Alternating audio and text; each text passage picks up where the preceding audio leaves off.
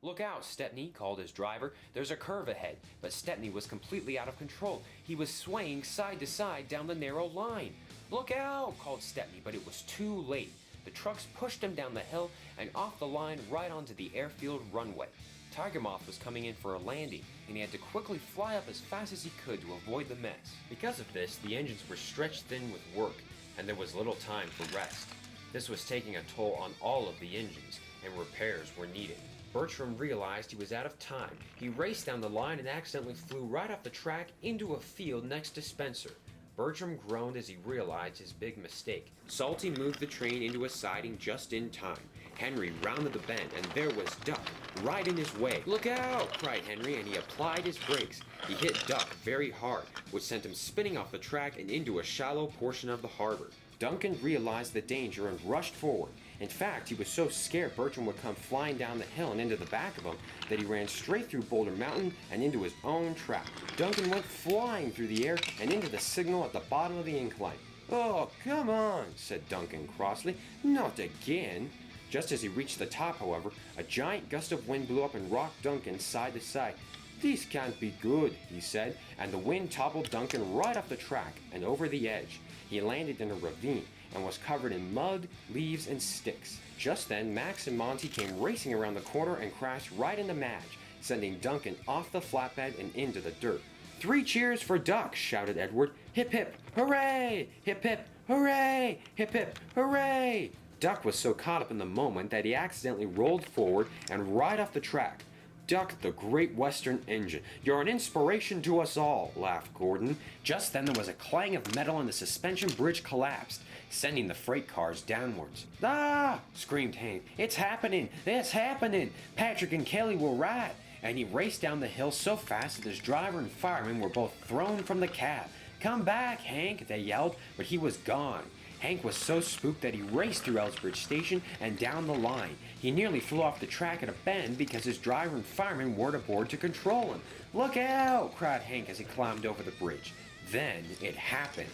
Hank's front wheels left the track at the bend, and he continued on through a field of grass. "Look out!" cried Bertie. "Engine coming through!" "Oh no," said Hank. There was the Hat Street crossing right in front of him. Hank shut his eyes as he hit the ramp, flew through the air, and became entangled in the suspension bridge cables.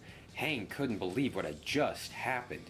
As Gordon was taking some empty coaches from the yard to Knapford Station, Spencer rammed a cargo car into the coaches, knocking them off the line. "My coaches!" cried Gordon. "You've damaged them!" Just then, Molly came around the bend and swerved to avoid the pileup on the main line. She ran into a turntable wall, which stopped her from hitting some dangerous tankers. Henry backed up and bumped his tanker hard. It rolled down the line and became derailed at a switch. "Oh no!" cried Henry. "I didn't mean for that to happen. We must go get the breakdown train and fix that immediately." "No worries, Henry," said Gator. "We have some time. The odds of an engine coming along and striking that tanker right now are second to none."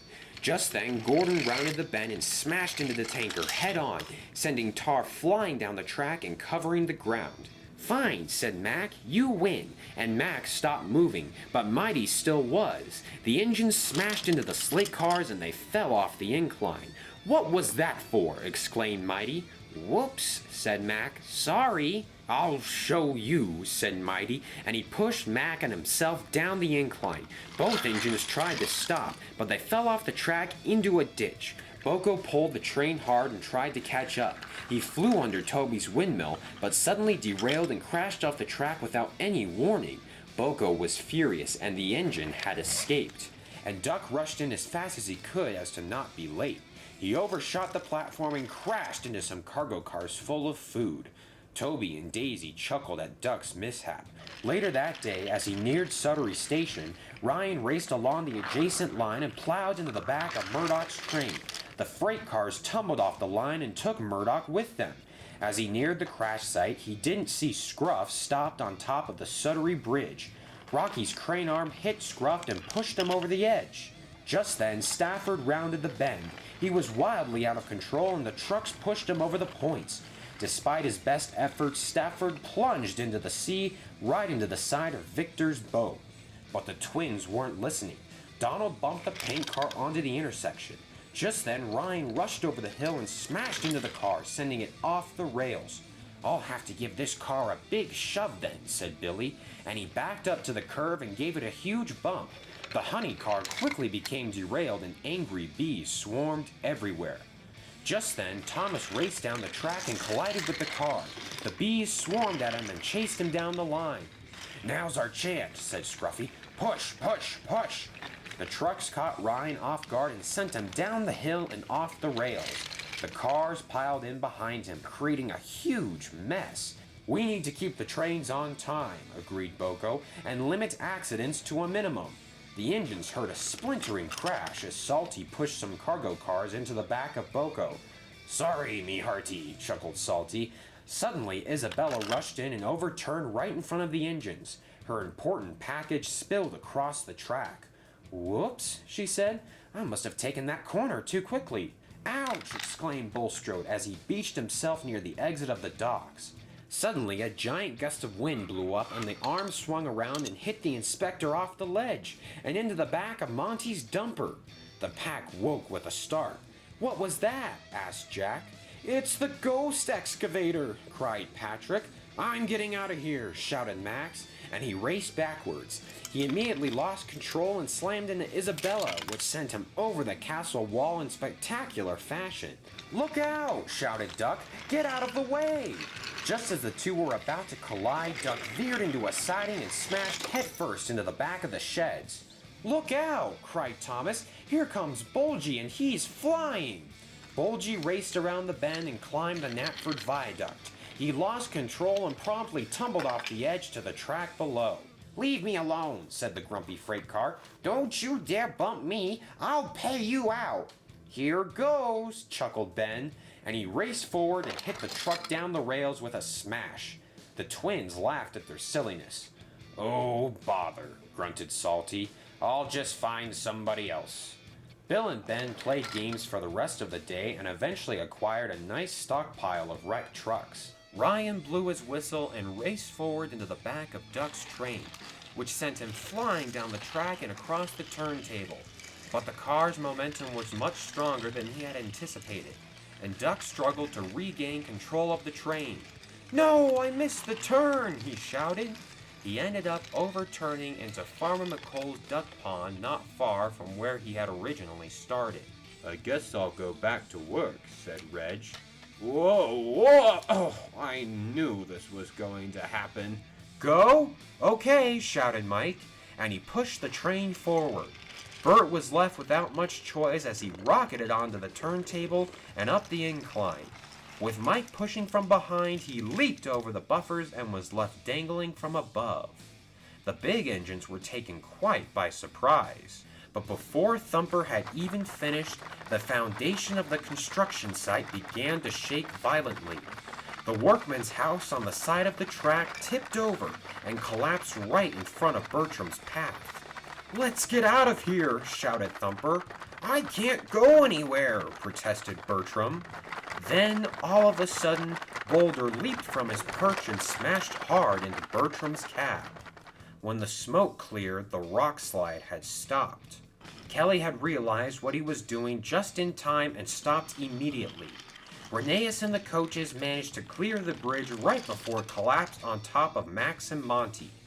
The two dump trucks were very upset at the situation. "Here I come!" shouted Duke. Racing as fast as he could, Duke zoomed up the hill and promptly fell face first into the dirt. Then there was trouble.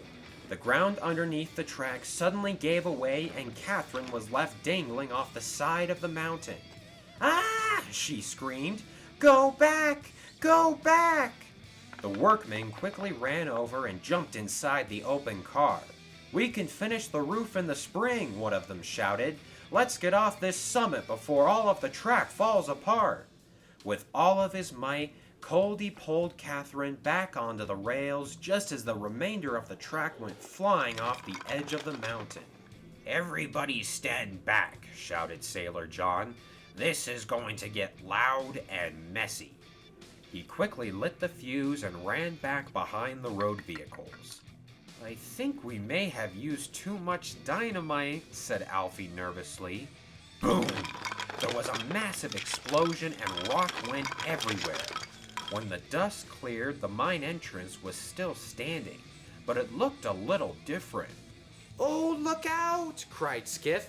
"Here comes the big truck and the engine!" Sailor John quickly ran inside the signal house and changed the points while no one was looking. Logan and Hector rounded the bend, smashed through the sign, and ended up getting stuck in the tunnel door. "Har, har, har," laughed Sailor John. As soon as she started moving, the trucks pushed her along the rails. "Whoa, slow down, slow down!" But the trucks wouldn't stop. There at the back of the castle was Duncan. "Stop, Millie, stop!" he shouted. "Let me take them from ya!" But Millie couldn't stop, and she thundered down the drawbridge, through the junction, and ended up crashing into Den and Dart. Coal dust billowed into the air. Just as the two lorries pushed against the tree, Henry puffed out of the tunnel right into Lorry 1's flatbed. He instantly derailed and went straight into the big tree behind the lorries. It fell over into the back of their truck beds. "Rah!" they screamed in surprise, and in the ensuing chaos, Lorry 2 plummeted over the edge and onto the rocks below. "Let's get out of here!" shouted Lorry 1, and they raced down the track. "Well, you didn't do a good enough job," said Frank. "He's back and out of control. Look at him tearing up everything in his path." Desperate to stop running, Bulgy threw himself into the pile of dynamite where he finally came to a stop.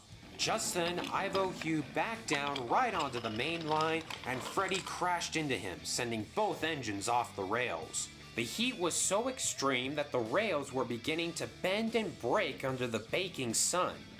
Engines were derailing every day, and every night, the Sodor Railway repair had to be called in to fix the broken track before morning.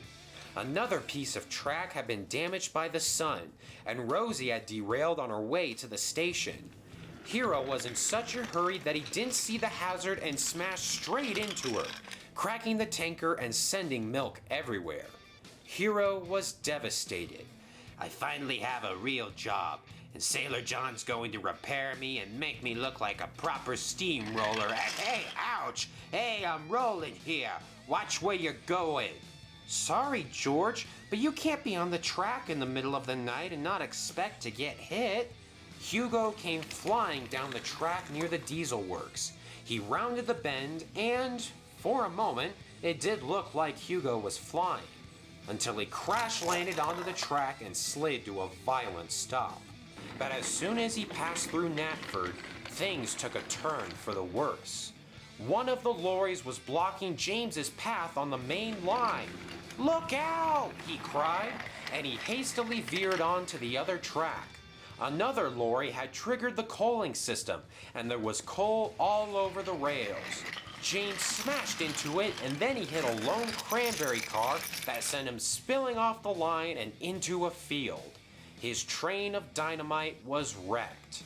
As soon as Dennis started up, the trucks pushed hard against each other. The train rapidly increased speed, and Dennis flew into the castle grounds. He rounded the bend and shut his eyes just before he impacted some cars at the Sodor Sweet Shop. "Thomas!" shouted Stanley. "Look out!" But because Thomas was sitting on the bridge, it couldn't function properly and lift up. Stanley slammed into the obstacle at high speed. There was a splintering crash, and then silence. Poor Harvey was feeling overwhelmed and underconfident. He had almost gotten the second tar tanker upright when it rolled over and collapsed against the platform. In the chaos, Harvey backed up and his crane arm smashed into the pedestrian bridge. Oliver nearly stopped in time before he hit the pile of debris. "Hey, there we go! Look at what Vinny just did! Stopped a moving turntable with his bare buffers. If that's not impressive, then Hey, whoa! Sorry, but I've got a race to run. Spin me around, quickly!" Mallard's smile faded. The wind was still howling, and he felt himself being squeezed as the turntable tried to move. Suddenly, his tender was ripped from the rails, and it overturned in spectacular fashion. I need to get out of here, he gasped. Maybe if I... Oh, Rusty, what are you doing on these tracks? We're all the same gauge now. Look out! And the two engines collided in a huge crash. Mike wanted to win really bad, so he gave his coach such a huge shove that they all crashed into each other and overturned in the ditch. Whoops, he said. I guess I am a lot stronger than I think I am. Rex slowly inched his way to the end of the siding, but he accidentally went too far and soon found his front wheels firmly stuck in the swamp. Jock tried to pull him out, but he ended up breaking the coupling on his tender. Oh, Rexy, I didn't mean to do that. Yes, I did it. That was... Uh-oh. But the coaches hadn't been coupled to Jock, and as soon as he stopped, they ran into Rex at the edge of the ditch.